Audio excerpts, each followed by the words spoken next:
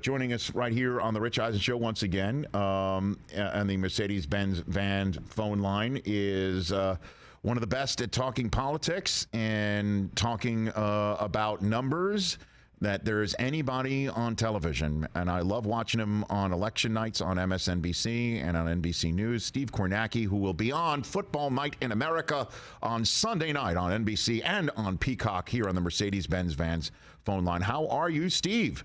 Rich, I'm doing great. This is a fun time of the year. It's nice to talk to you. Yes, last time I spoke to you, I was in Connecticut. You were in Japan. I was hosting Tokyo Gold, and I asked you how many pairs of khakis that you brought to the Olympics. That was the last time you and I spoke. I'm sure you recall that.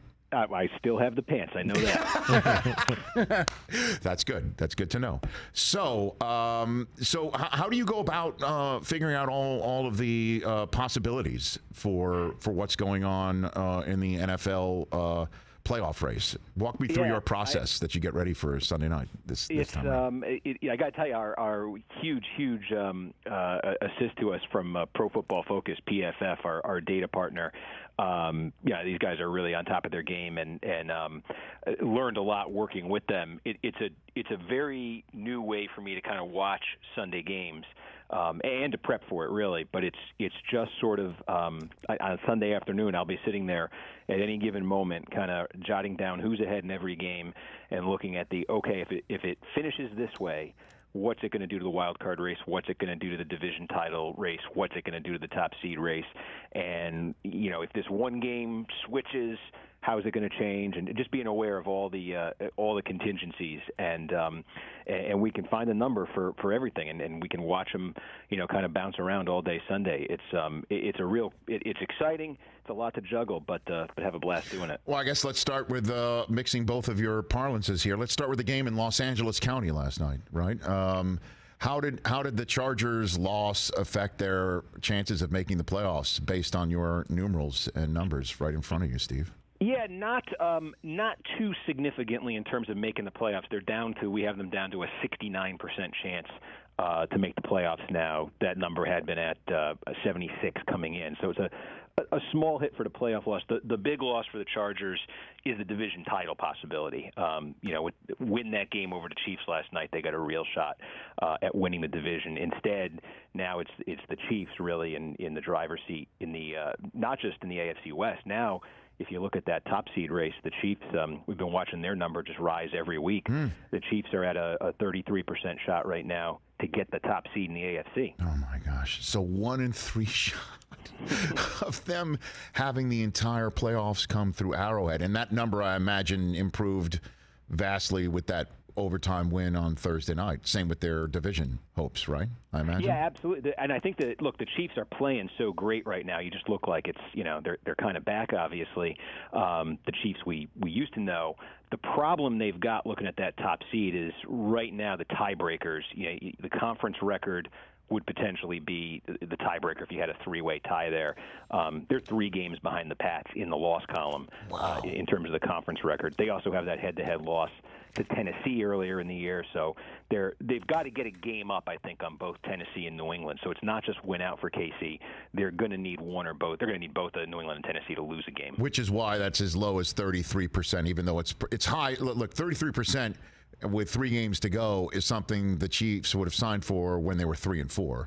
But that's why that number isn't any higher, is because you're factoring in the fact that if they're in any other heads-up tiebreak with Tennessee, obviously head-to-head knocks them out. And if they're in a multiple mosh pit tiebreak and conference record as a tiebreaker, then their previous losses to the Chargers and obviously, their other losses like the ones to Tennessee, the one to Baltimore, one to Buffalo, that's what's holding them down right now. Yeah, and meanwhile, talk about a turnaround. You got the Pats sitting at 2-4 in the middle of October, now looking at a 37% shot, the best of anybody in the AFC at the 1 seed. And the thing the Patriots have, again, besides the win streak right now, 7-1 conference record, and the win over Tennessee. So the Pats get the head-to-head over Tennessee, and 3 games in the loss column against Kansas City for that tiebreaker. 7-1. So their losses to Dallas and Tampa, those are the losses that I guess you want to have, and New Orleans. Right. That's it. They were only conference loss to Miami. The other conference, yep.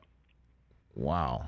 Okay, so of the teams that are are on the outside looking in right now in the AFC. We call it, look, I don't know who came up with this, Steve. As you know, I've been involved with the NFL since 2003 and day in, day out, and the Sports Center from 96 on. I don't know who came up with the phrase in the hunt, but we here at the Rich Eisen Show, we call it sniffing it. That's the way we refer to it. Those teams who are sniffing it, because they're sniffing the playoffs.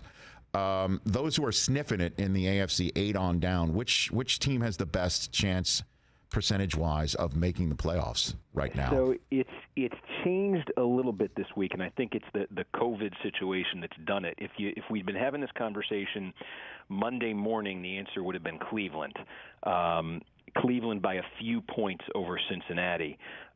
Cleveland obviously just decimated, all sorts of question marks around the COVID situation. And what's happened is we've seen Cleveland's chances, the probability on paper of winning the game this weekend against Las Vegas, we've seen their chances plummet by about 20 points this week as all this COVID news has come out. And what that's done is it's dropped their overall chances of getting that wild card down to 41%, which is now the same number as Cincinnati. So you're looking at Cleveland and Cincinnati with an equal shot. They're both sitting there, Cleveland right now in the 8 spot, Cincinnati in the 9 spot. They both have that 41% shot. Cleveland would be in better position, I think, at full strength going into this game against the Raiders. But if they don't get the win this weekend, obviously they're in big trouble. National political correspondent of NBC News and a man who will be doing all this with fresh new numbers on Sunday Night Football, Football Night in America on NBC Sports and Peacock. Steve Kornacki here on the Rich Eisen Show. Let's turn our attention to the NFC. You've got not one, not two, but 3 10-3 teams sitting atop, and not just any teams, but the defending Super Bowl champs. 2 guys who were at 12 in the MVP race in Rodgers and Brady. Who do you have with the best chance entering Week 15 NFC games of being the top seed there right now? Yeah, right now it is Green Bay, but I mean, it's 43% for the Packers to get the top seed. It's 41% for the Bucs to get the top seed. I think you look at it 2 ways here. Number one, just where are they right now? The Packers have the tiebreakers right now. It's that conference record. The 8-2 is Green Bay's NFC mark right now. Tampa is 6-3.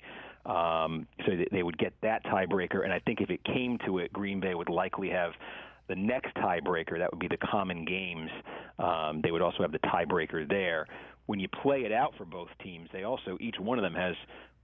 Tampa Bay, in fact, has the easiest remaining schedule of any team in the NFL. But I think Green Bay's is like the 3rd or 4th easiest. So they both have, on paper, pretty manageable paths to win out. Okay, and what about the Cowboys? Where do they sit right now for you? They've made the big move for the Cowboys was obviously get that win against Washington Sunday, and in the driver's seat, pretty much got the division under wraps. To actually get the top seed, 5% chance right now. We got Arizona at 10 and Dallas at 5. What about the NFC West? How big of a W was the Rams over the Cardinals on Monday night for that calculation? And the Niners obviously are still potentially in the mix right here, although deep down. But what do you got for me on that front for the NFC West? Yeah, I mean, the Rams now 97%, obviously, to make the playoffs. They're solidified there. In terms of the division, it actually, so many of these divisions are basically settled right now. I think the NFC West, on paper, might be the 3rd most competitive. Arizona's got an 88% shot still of winning the division. So, the Rams are still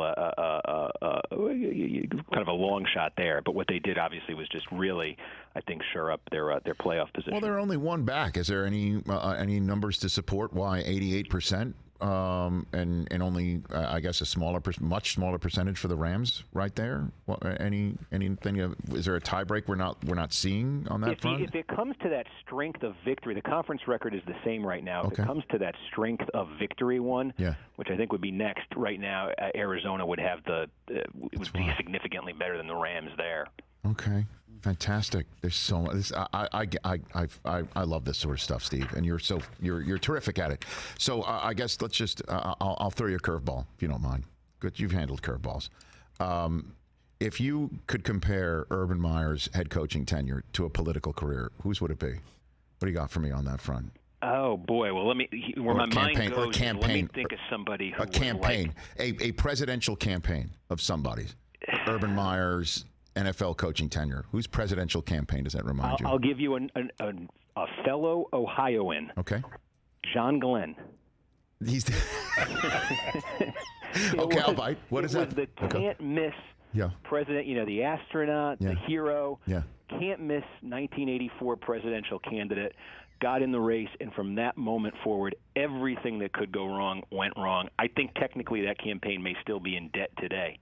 Oh, wow. What about Giuliani's presidential campaign? Yeah, that's not bad, too. I was looking for the Ohio connection, but I think the Republican side would go Rudy. Okay, there you go. We got to be fair and balanced. I'm sorry. I know that's somebody else's network's phraseology, but I figured I'll just give you that idea right there. I mean, that one was, the Rudy one I remember was $55 million and one delegate. Well, I don't know how much Urban's 5-year contract was, but let's just say it was like $10 million a year, maybe. That's $50 million in 2 wins. You know what I'm saying? Like, that's close. Right?